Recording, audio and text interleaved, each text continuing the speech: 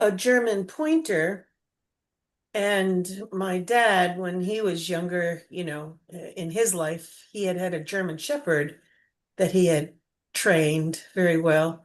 And when I lived in the Keys, I got a Doberman because that was my favorite dog. And I had been through animal training from this lady who trained horses like the Lipstein stallions in Gosh, yeah. Austria or whatever. And that was very interesting. So I gave the dog hand commandments and voice commandments, and we did pretty well. I'm going to go ahead and record y'all. Okay. Okay. Work the computer.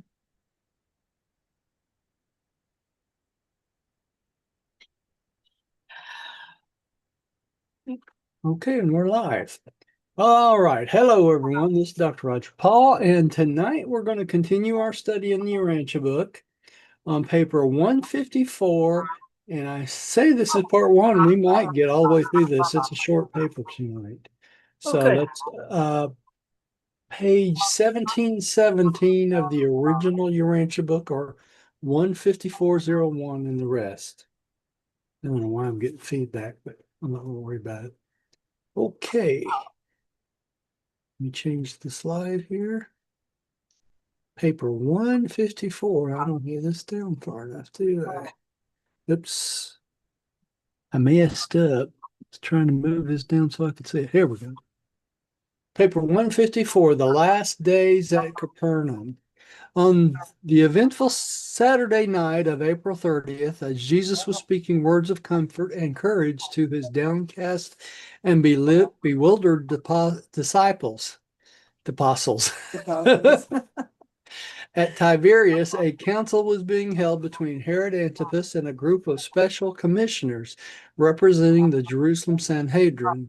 These scribes and Pharisees urged Herod to arrest Jesus, and they did their best to convince him that Jesus was stirring up the populace to dissension and even to rebellion. But Herod refused to take action against him as a political offender.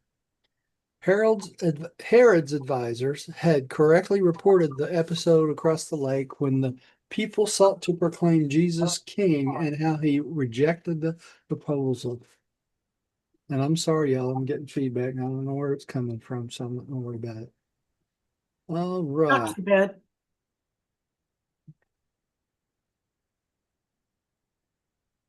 Diane, will you?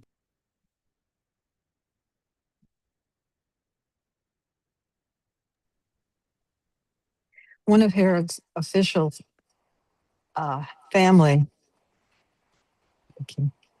Chusa, whose wife belonged to the women's ministering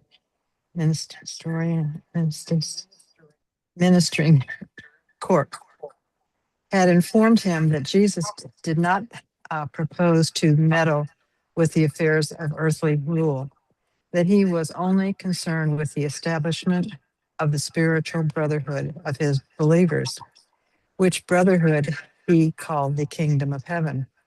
Herod had confidence in chooses chooses reports, so much so that he refused to interfere with Jesus' activities.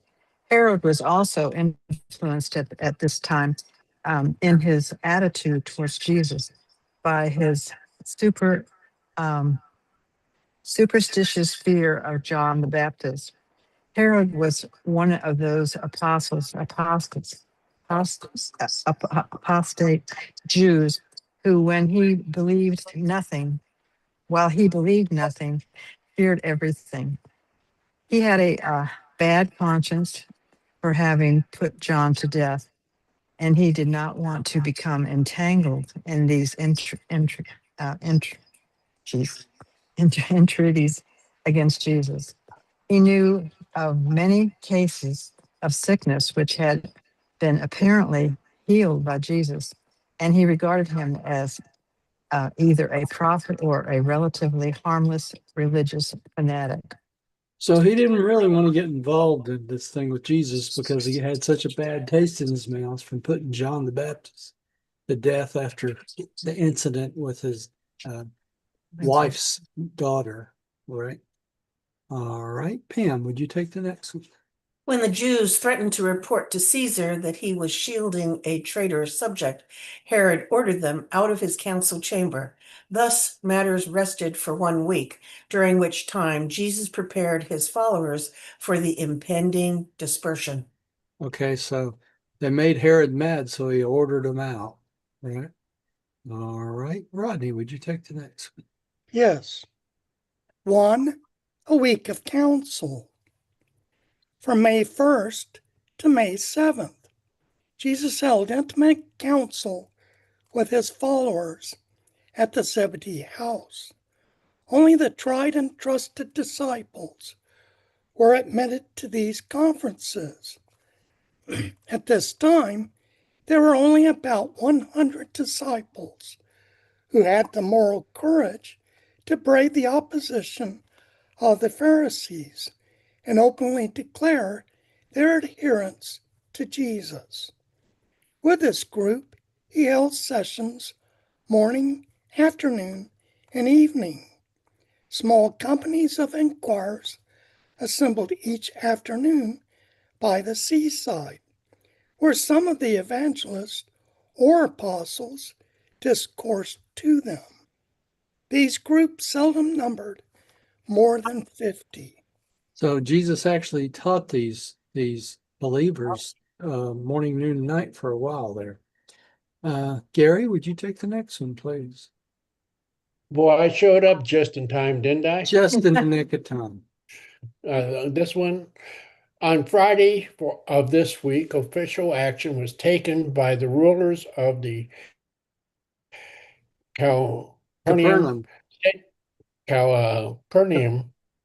Capernaum, excuse me, synagogue, closing the house of God to Jesus and all his followers. This action was taken at the instigation of the Jerusalem Pharisees. Jairus, I guess it is, Jairus. resigned as chief ruler and openly aligned himself with Jesus. Okay, so remember, Jairus was the head of the Capernaum synagogue, right? But all the rest of them closed. Now, isn't this a nice thing for religious people to do? Close their worship house and refuse to let people in? Anyway, all right. I The got a last, question for you. yeah, When has established religion been true to their teachings? never. Can you say Hmm? never? Okay. Okay. The last of the seaside meetings was held on Sabbath afternoon, May 7th. Jesus talked to less than 150 who had assembled at that time. This Saturday night marked the time of the lowest ebb in the tide of popular regard for Jesus and his teachings. From then on, there was a steady, slow, but more healthful and dependable growth in favorable sentiment. A new following was built up, which was better grounded in spiritual faith and true religious experience.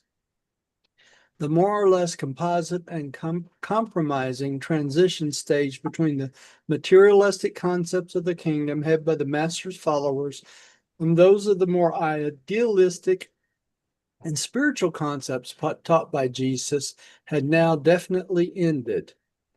From now on, there was a more open proclamation of the gospel of the kingdom and its larger scope in its far-flung spiritual implications. So the people that were just wayside believers that kind of half-hearted believed and wanted to see miracles was falling off some, right? Hmm. Diane? 2. A week of rest. Sunday, May 8, AD 29 at Jerusalem, the Sanhedrin passed a decree closing all the synagogues of Palestine to Jesus and his followers. This was a new and unprecedented thank you, honey, of authority by the Jerusalem Sanhedrin. Oh, I'm not doing well tonight. Sanhedrin. Therefore, each synagogue had existed and functioned as an independent congregation of worshipers and was under the rule and direction of its own board of governors. Only the synagogues of Jerusalem had been subject to the authority of the Sanhedrin. This summary action of the Sanhedrin was followed by the resignation of 5 of its members. 100 messengers were immediately dispatched to convey and enforce this decree. Within the short space of 2 weeks, every synagogue in Palestine had bowed to this manifesto of the Sanhedrin, except the synagogue at Hebron.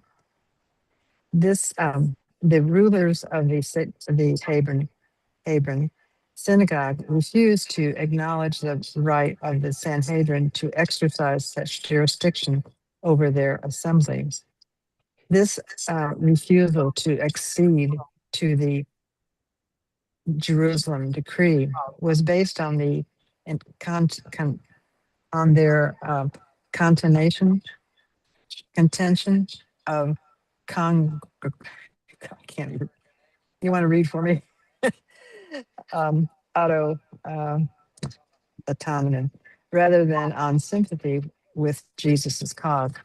Shortly thereafter, the Hebron synagogue was destroyed by fire. Wow. You know, Well, Jesus had a horrible time, really, yeah, being I here. wonder if that was a coincidence. It was destroyed by Right, right. Really, you know. yeah. Hmm. Okay. Makes you wonder, huh? Yeah, it makes you wonder. Pam, would you take the next one? The same Sunday morning, Jesus declared a week's holiday, urging all of his disciples to return to their homes or friends to rest their troubled souls and speak words of encouragement to their loved ones. He said, "Go to your several places to play or fish while you pray for the extension of the kingdom." So he felt like everybody needed a little break, didn't he? Or Yeah, vacation. I'm sure he did too. Yeah, Rodney, would you take the next one? This week of rest enabled Jesus to visit many families and groups about the seaside. He also went fishing with David Zebedee on several occasions.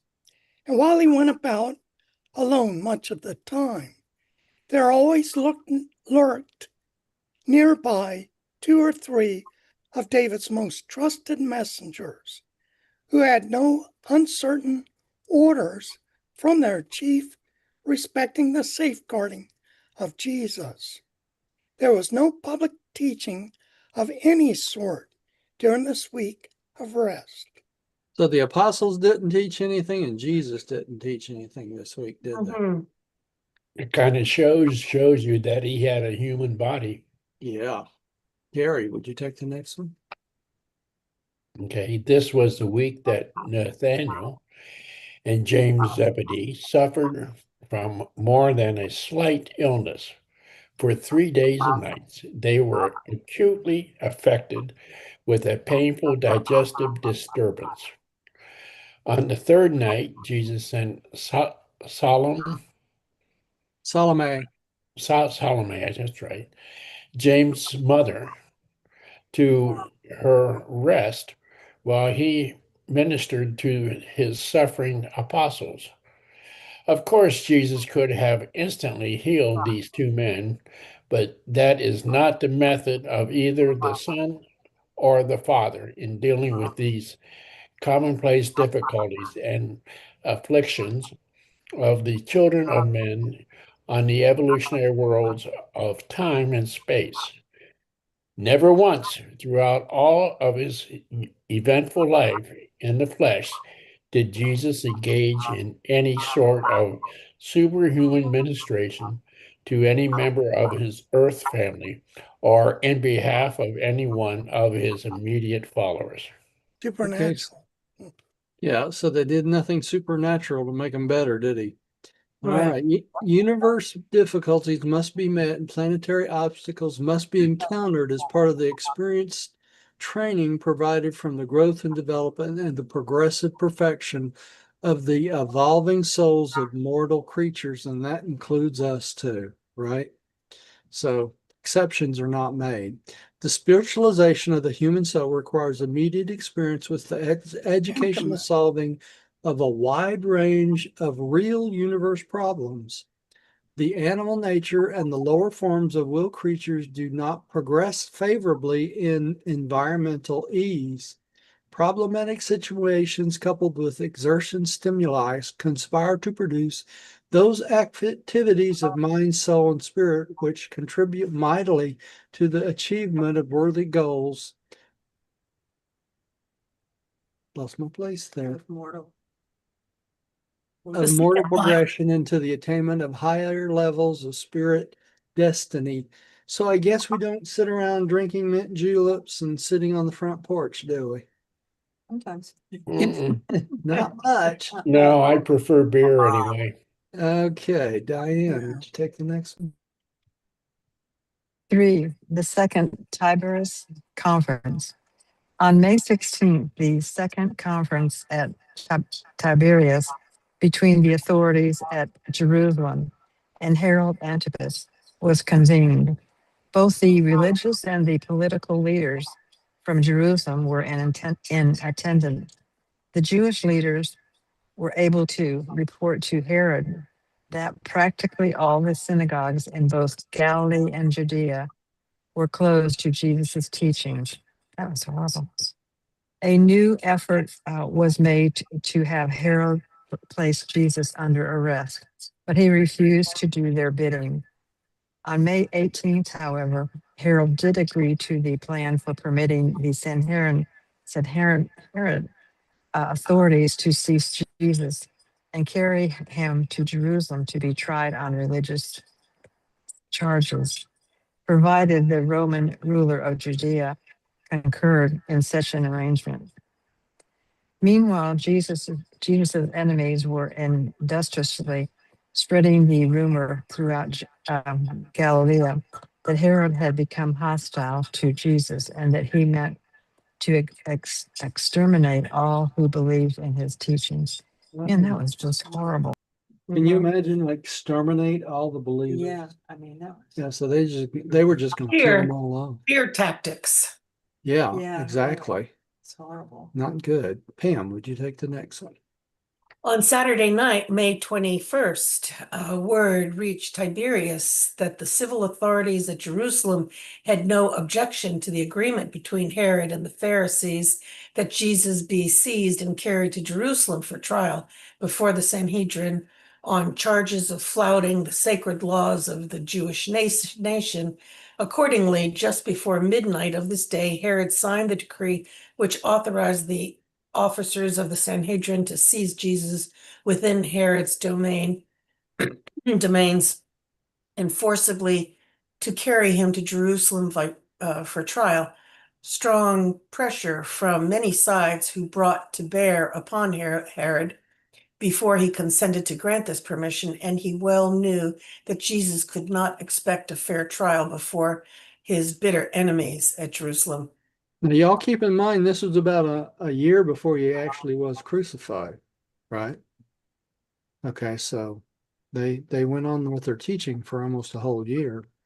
All right, Rodney, would you take the next one? Yes. 4.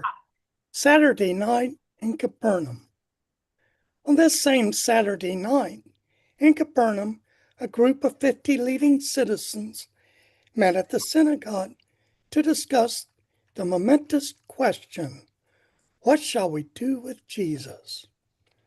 They talked and debated until after midnight, but they could not find any common ground for agreement, aside from a few persons who inclined to the belief that Jesus might be the Messiah, at least a holy man, or perhaps a prophet. The meeting was divided into 4 nearly equal groups who held, respectively, the following views of Jesus. Okay, so they couldn't agree on anything, could they? All right. Gary, would you read the 4 groups? Okay, one, that he was a deluded and harmless religious fanatic. Two, that he was a dangerous and designing agitator who might stir up rebellion. Three, that he was in league with devils, that he might even be a prince of devils. Four, that he was beside himself, that he was mad, mentally unbalanced. So they all thought he was a little bit nuts then, basically, right? Okay, there was much talk about Jesus preaching doctrines which were upsetting for the common people. His enemies maintained that his teachings were impractical, that everything would go to pieces if everybody made an honest effort to live in accordance with his ideals. And the men of many subsequent generations have said the same things. Many intelligent and well-meaning men, even the more enlightened age of the revelations, of these revelations, maintain that modern society could have been built upon the teachings of Jesus, and they are only partially right. But all such doubters forget that much better civilization could have been built upon his teachings, and sometime will be. This world has never seriously tried to carry out the teachings of Jesus on a large scale.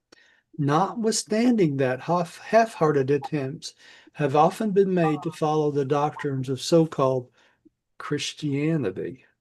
Isn't it interesting they use so-called Christianity? Right. 5, the eventful Sunday morning. May 22nd was an even day, evenly full, even eventful. Bleh. I should start over. May 22 was an eventful day in the life of Jesus. On the Sunday morning before daybreak, one of David's messengers arrived in great haste from Tiberias, bringing the word that Herod had authorized or was about to authorize the arrest of Jesus by the officers of the Sanhedrin. The receipt of the news of this impending danger caused David Zebedee to arouse his messengers and send them out, all the long groups of disciples, summoning them for an emergency council at 7 o'clock that morning. When the sister-in-law of Jude, Jesus's brother, heard the alarming report, she hastened forth. She hastened word to all of Jesus's family who dwelt near the summoning them forthwith to assemble to Zebedee's house. And in response to this hasty call, presently they were assembling Mary, James, Joseph, Jude, and Ruth.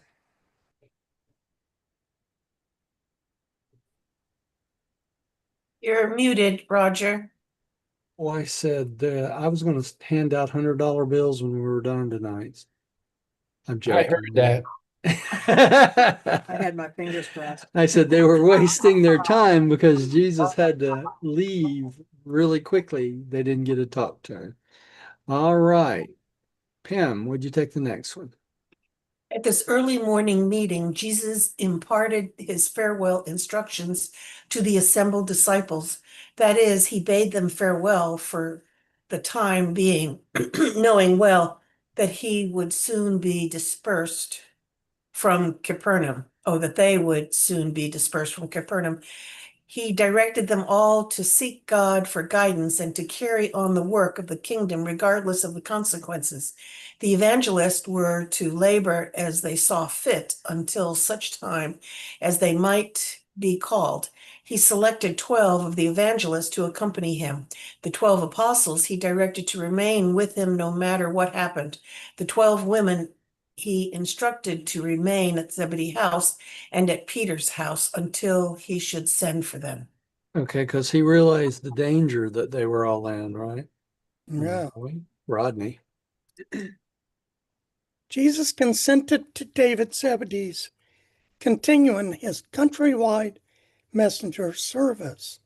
And in bidding the master farewell presently, David said, "Go forth to your work, master.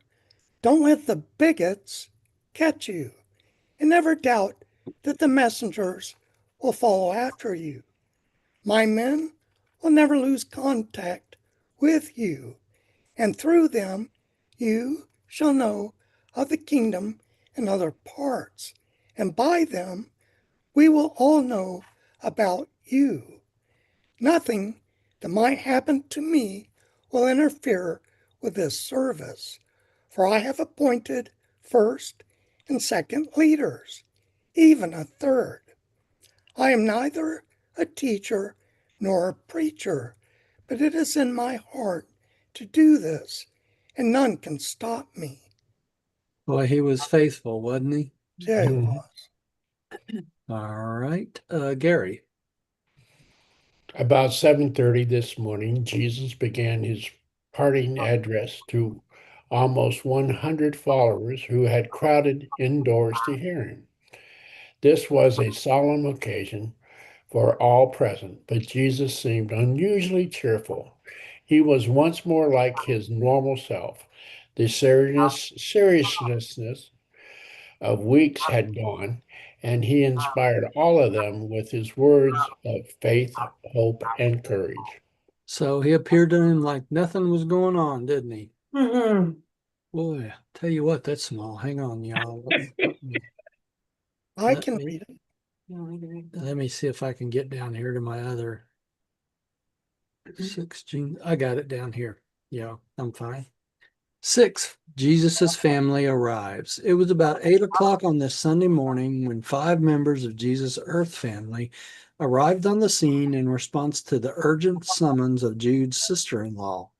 Of all of his family in the flesh, only one, Ruth, believed wholeheartedly and continuously in the divinity of his mission on earth. Jude and James and even Joseph still remained much of their faith in Jesus, but they had permitted pride to interfere with their better judgment and real spiritual inclinations. Mary was likewise torn between love and fear, between mother love and family pride. Though she was harassed by doubts, she could never quite forget the visit of Gabriel ere Jesus was born. The Pharisees had been laboring to persuade Mary that Jesus was beside himself, demented. They urged her to go with her sons to seek to dissuade him from further efforts at public teaching. They assured Mary that as soon as Jesus' health would break, that only dishonor and disgrace could come upon the entire family as the result of allowing him to go on. And so, when the word came from Jude's sister-in-law, all 5 of them started at once for Zebedee's house. Having been together at Mary's home, where they had met with the Pharisees the evening before, the enemies, right? They had talked with the Jerusalem leaders long into the night and were all more or less convinced that Jesus was acting strangely, that he had acted strangely for some time. While Ruth could not explain all of his conduct, she insisted that he had always treated his family fairly and refused to agree to the program of trying to dissuade him from further work. So it was only Ruth that stood beside him, right? Baby Ruth. Baby Isn't Ruth, Ruth the youngest of the the family? youngest. Wasn't Yeah, she was Mary the pregnant youngest. with Ruth when God, I'm getting old. Jesus's dad, Joseph, was killed in the construction accident. Yeah, And so basically, Jesus is the closest thing she had to a father, right. which kind of explains a lot. Yeah. On the way to Zebedee's house, they talked these things over and agreed among themselves to try to persuade Jesus to come home with them. For, said Mary, I know I could influence my son if he would only come home and listen to me. James and Jude had heard rumors concerning the plans of to arrest Jesus and take him to Jerusalem for trial. They also feared for their own safeties. As long as Jesus was a popular figure in the public eye, his family allowed matters to drift along. But now that the people of Capernaum and the leaders at Jerusalem had suddenly turned against him, they began keenly to feel the pressure of the supposed disgrace of their embarrassing situation. So they were ashamed of him and they didn't want to get in trouble, right? All right, Pam, would you take the next one, please? They had expected to meet Jesus, take him aside, and urge him to go home with them. They had thought to assure him that they would forget his neglect of them. They would forgive and forget if he would only give up the foolishness of trying to preach a new religion which could bring only trouble to himself and dishonor upon his family. To all of this, Ruth would say only, I will tell my brother that I think he is a man of God, and that I hope he would be willing to die before he would allow these wicked Pharisees to stop his preaching. Joseph promised to keep Ruth quiet while his brothers labored with Jesus. Yeah. Okay, so they just wanted to keep her quiet and didn't, They didn't have duct tape back then. you know. That was a problem. Rodney, would you take the next one? When they reached the Zebedee house, Jesus was in the very midst of delivering his parting address to the disciples. They sought to gain entrance to the house, but it was crowded to overflowing.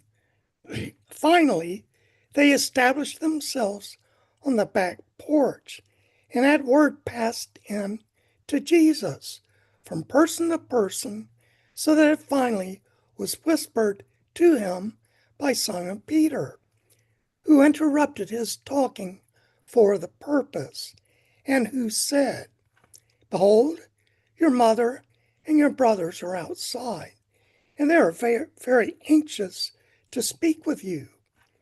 Now it did not occur to his mother how important was the giving of this parting message to his followers. Neither did she know that his address was likely to be terminated any moment by the arrival of his apprehenders.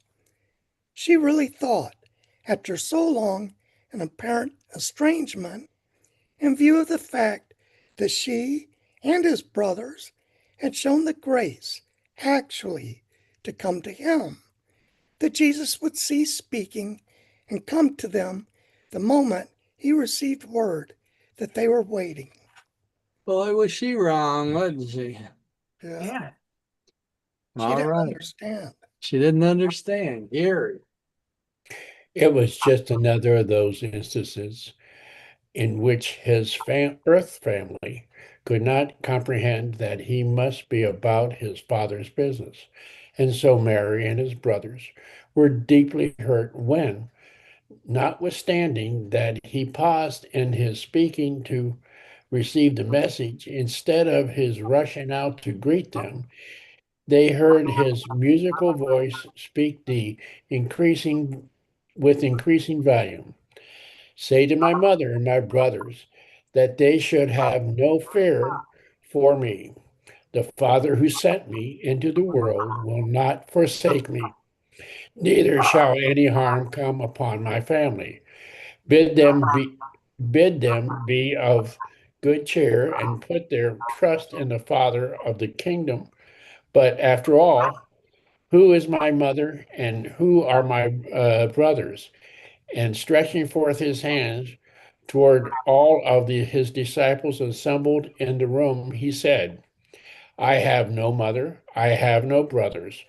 Behold my mother and behold my brethren. For whosoever does the will of my Father is in heaven, the same as my mother, my brother, and my sister. So he's basically saying that his disciples were his brothers, mothers, and sisters, right? All right. And when Mary heard these words, she collapsed in Jude's arms. They carried her out in the garden to revive her while Jesus spoke the concluding words of his parting message. He would then have gone out to confer with his mother and his brothers, but his messenger arrived in haste from Tiberias, bringing word that the officers of the Sanhedrin were on their way with authority to arrest him and carry him to Jerusalem.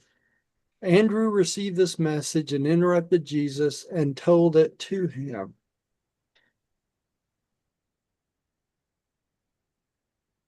Andrew did not recall that David had posted some 25 sentinels about the Zebedee house and that no one could take them by surprise. So he asked Jesus, what should he be done?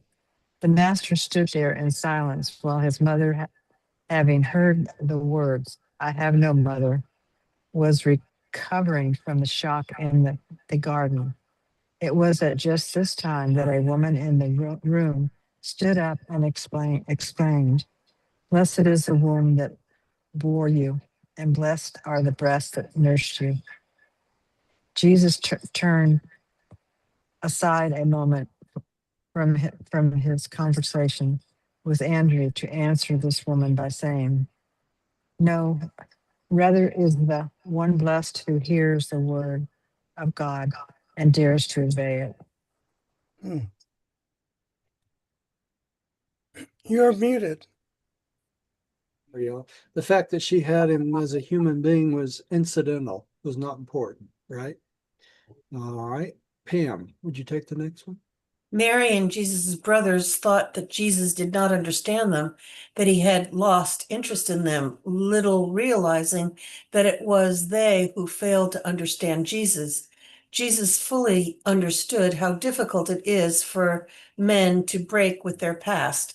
He knew how human beings are swayed by the preacher's eloquence and how the conscience responds to emotional appeal as the mind does to logic and reason, but he also knew how far more difficult it is to persuade men to disown the past. And that's why preachers use what? Fear and guilt to get people to act, don't they? Okay. That's the basis of what they're saying here. Rodney, would you take the next? It is forever true that all who may think they are misunderstood or not appreciated have in Jesus a sympathizing friend and an understanding counselor. He had warned his apostles that a man's foes may be they of his own household, but he had hardly realized how near this prediction would come to apply to his own experience. Jesus did not forsake his earth family to do his Father's work. They forsook him. Later on, after the Master's death and resurrection, when James became connected with the early Christian movement, he suffered immeasurably as a result of his failure to enjoy this earlier association with Jesus and his disciples. Okay, so we know that he eventually came to be the head of one of the major churches, don't we? Gary. In passing through these events, Jesus chose to be guided by the limited knowledge of his human mind. He desired to undergo the experience with his associates as a mere man. And it was in the human mind of Jesus to see his family before he left. He did not wish to stop in the midst of the discourse and thus render their first meeting after so long a separation such a public affair. He had intended to finish his address and then have a visit with them before leaving, but his plan was thwarted by the conspiracy of events which immediately followed. Okay, so he planned to meet with them, but it didn't work out that way, did it? Yeah. All right. The haste of their flight was augmented by the arrival of a party of David's messengers at the rear entrance of the Zebedee home. The commotion produced by these men frightened the apostles into thinking that these new arrivals might be their apprehenders, and in fear of immediate rest, they hastened through the front entrance to the waiting boat. And all that this was explains why Jesus did not see his family waiting in the back porch. So he planned on seeing them, but he couldn't. But he did say to David Zebedee as he entered the boat in hasty flight, "Tell my mother and my brothers that I appreciate their coming and that I intended to see them.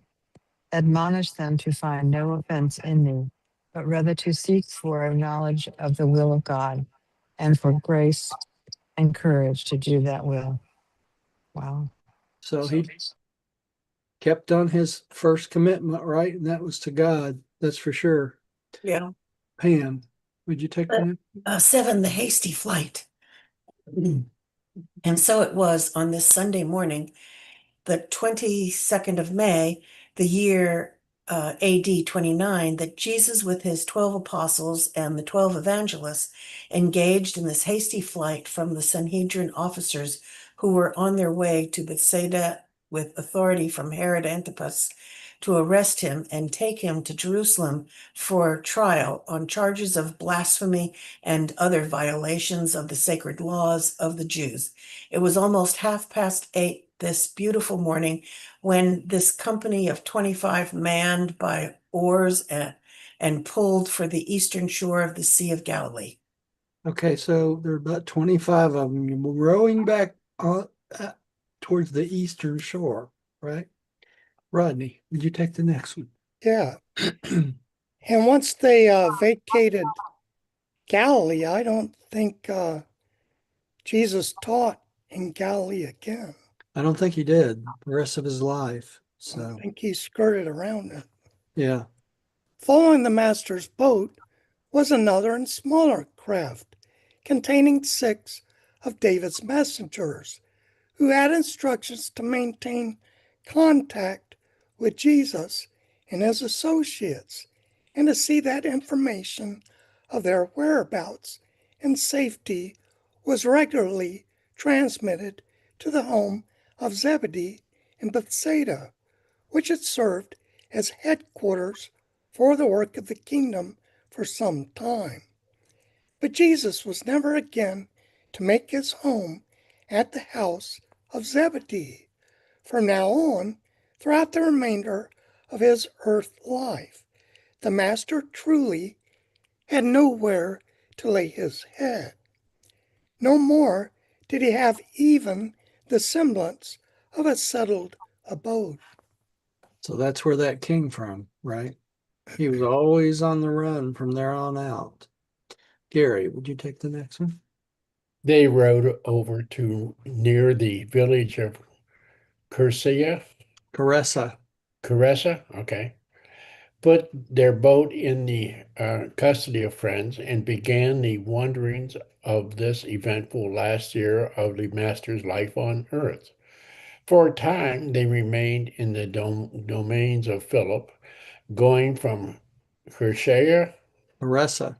Caressa, up to, Caesarea Philippi. they're going to have to shorten these words, and hence making their way over to the coast of, Phoenicia. yeah, that's right. All right. The crowd lingered about the home of Zebedee, watching those 2 boats make their way over the lake toward the eastern shore, and they were well started when the Jerusalem officers hurried up and began their search for Jesus. They refused to believe he had escaped them, and while Jesus and his party were journeying northward through Bithynia, the Pharisees and their assistants spent almost a full week vainly searching for him in the neighborhood of Capernaum.